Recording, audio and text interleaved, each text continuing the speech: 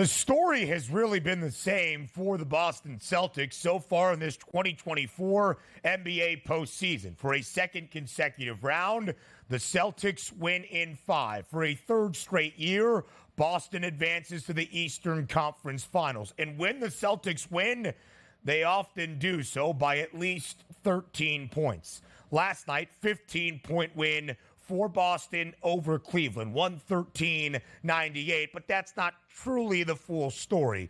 Cleveland got dealt an awful hand in terms of injury luck in this series. No Donovan Mitchell for a second consecutive game. A couple of hours before tip last night, Karis Levert ruled out. Jarrett Allen did not play in any of the 5 contests in this second round series. So Cleveland closed as a 16-point underdog. If you were watching the early line yesterday, we did not anticipate to see Spida. So the line was 14.5. I pray for you that you bet Boston at that number. So the Celtics covered in a Game 5 victory by 15 points and didn't miss out by just a lone point last night inside TD Garden.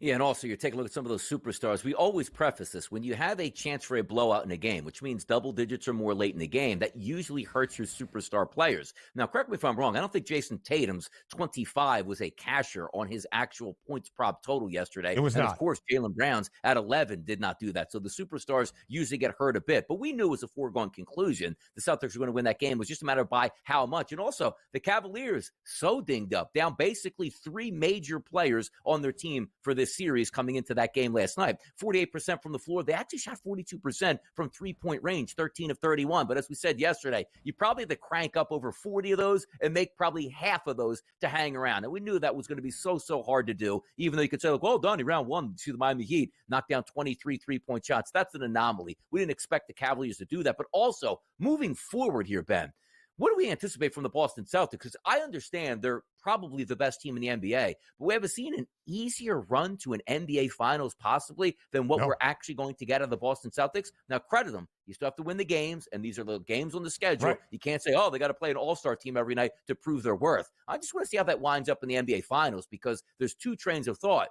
You face adversity, you got to the finals, you're ready to go, and/or, well, we cruised and we didn't really have any real playoff games technically here to sweat it out, and now we find ourselves up against, let's just say, the Denver Nuggets. I'm interested in that, but Boston was supposed to win last night, and by margin, and they were right around that number.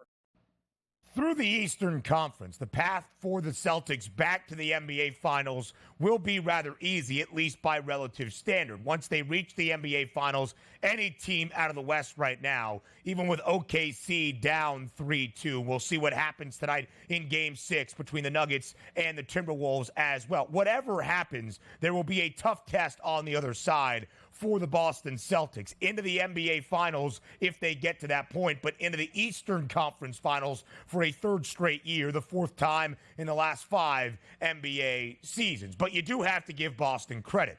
8 playoff victories for the C's. They have won 7 of the 8 by at least 13 points. Again, depending on where you got the number last night, they have either covered in 6 or 7 of the 8. We'll call it 6-2 against the number, with that closing line at 16 points in favor of the C's. But they haven't just been winning games they've been expected to, where they've been booked as at least a 7.5-point favorite in all 10 playoff games by a bucket or 2. They have been consistently winning by double digits. Over in 5 of their 10 playoff games. Total closed at 204 and a hook last night. A couple of props, though, for the Cleveland Cavaliers that we highlighted yesterday. The German guy, but really from the Chicagoland area, Max Strus, 9 dimes yesterday. His assist prop was 3.5. We highlighted it for you over with some plus money. He also made 3 triples. Jason Tatum, who's coming off back-to-back games in the land of 33 points in both,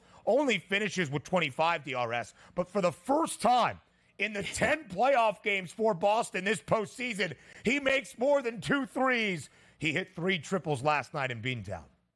Yeah, exactly. Finally, it was one of those things where no matter what he does, he could shoot 15 times or 3 times. He's going to make 2 3-point shots. He's just never going to make 3. And he finally busted through. How about Al Horford after a down game previously? 6 3-point shots made. And also Derek White was a little bit below those numbers that we usually know. He makes 4 3-point shots yesterday. But Peyton Pritchard, I'm telling you right now, 21 minutes. That guy's just designed to shoot wide open 3-point shots. He knocks down 3. The Celtics are a deep team. Porzingis coming back on the horizon. Let's just see who it's going to be. The New York Knicks or the Pacers they're going to face next round.